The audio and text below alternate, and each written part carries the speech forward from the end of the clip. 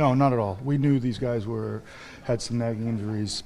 Our thought process is the middle of July. Why push them on the ice when there's no need to push them on the ice? We want them to be around our group for different reasons. And one would be seeing our doctors, seeing our training staff, working with them, and continuing their rehab and getting better. You got some 18-year-old kids here. You also got some kids who are, pretty close to the NHL, guys like Rust and, Sure. and the older guys. I wonder if can you serve both those audiences with a camp? Oh, without a doubt. Yeah. Without a doubt. That's why our structure is what it is. I kind of look at it, and I explain this to the kids. There's 3 different groups. You got the draft-eligible kids and the drafted players from this past draft, and the free agents that are here for the first time. Then you have the returners, whether it's the second-year, third-year guys returning who are in college or maybe going back to junior. And then you have your pros, your entry-level deal guys who come back. It's a huge part of our, or huge component of what we want, how to develop these guys.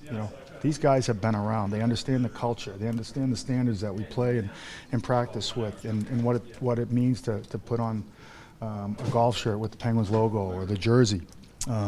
So it's their job and their responsibility to grow into leaders and pass that on to the young guys and make them understand, what it means to be a Penguin, how to represent the city of Pittsburgh, doing the right things. How do you temper the expectations maybe of a guy like Matt Murray, who had such a great season, with also keeping him, coming into camp fighting for that spot possibly? Yeah, great question. I think one of the toughest things to do on the hockey ops side, it's easy to get real excited about a prospect like that.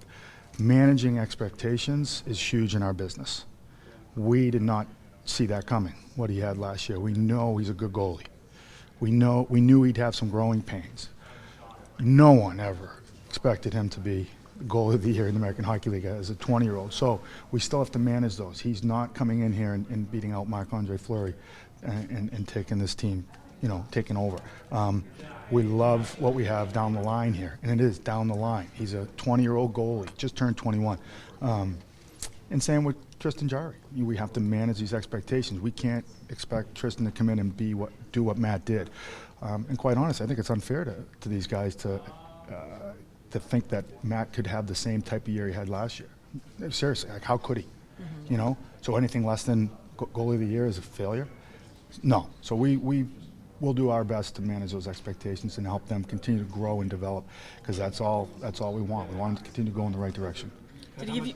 Did it give you any pause, I guess, to consider him for the backup job, or is it still way too early? Nope.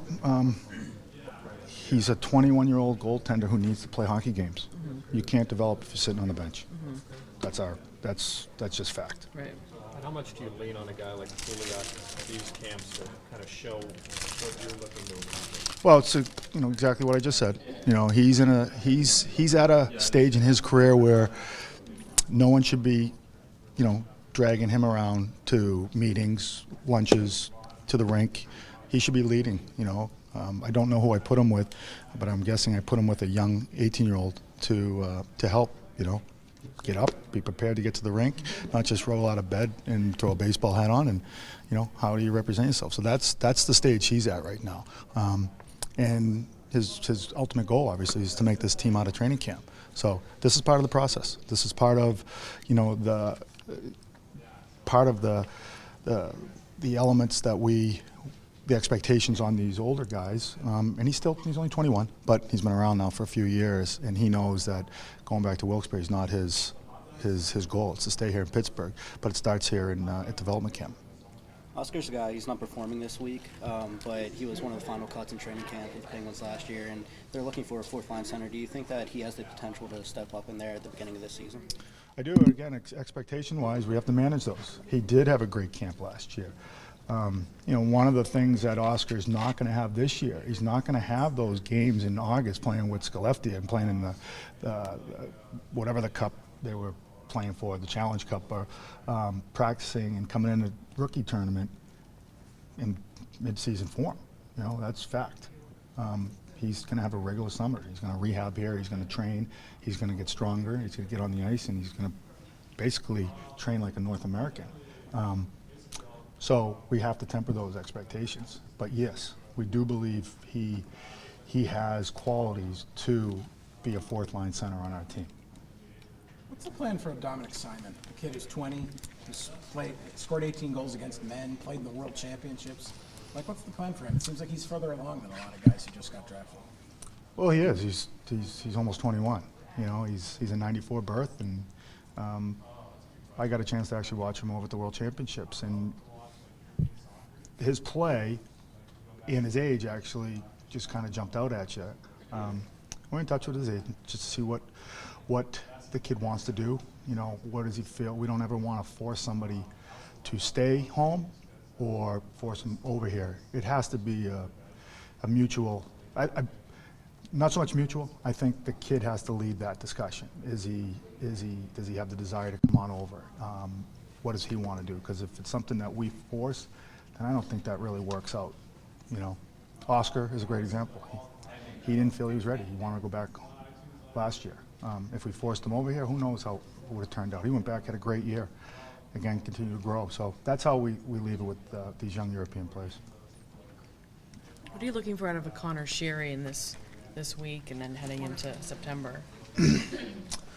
Connor is he's an interesting prospect. You know, kid that played under the radar at UMass Amherst. But I think we've all identified him as a really good prospect.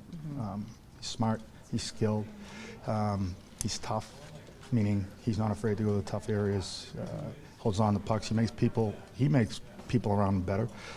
So that was a huge reason why we felt it was necessary to get his name on a contract. And he's still on an entry-level deal because he's that young, which is great. Expectations on him to continue to get better. Come in here and play with confidence. Again, you saw him out there today, and again, it is July. We don't want to evaluate in July, but it's hard not to notice him out there. He's just so slippery and creative, and always has the puck. You know, so we expect him to come in and challenge for a spot here. Everybody knows what best case scenario is in training camp. Can you accept worst case scenario and go down to Wilkes-Barre and continue to build and develop your game? And obviously, Ty Loney has a name that fans are familiar with the organization. What did you like about his game? Oh, size. You know, it comes from great pedigree. Ty knows exactly what kind of player he is. He's a north-south player. He gets to the net. He's got good hands for a big guy. He's got to work on his skating. That's what's exciting about working with a prospect like this. He's got some things he has to work on, and we get a chance to help him with that. You know, whether he's Troy's son or not, we liked him as a prospect. You know, it just happens he has the Loney name, and which is pretty big here in Pittsburgh. So, real excited for him. You know, we're going to help him with his own expectations and try to continue to help mold and develop his what his game is going to look like.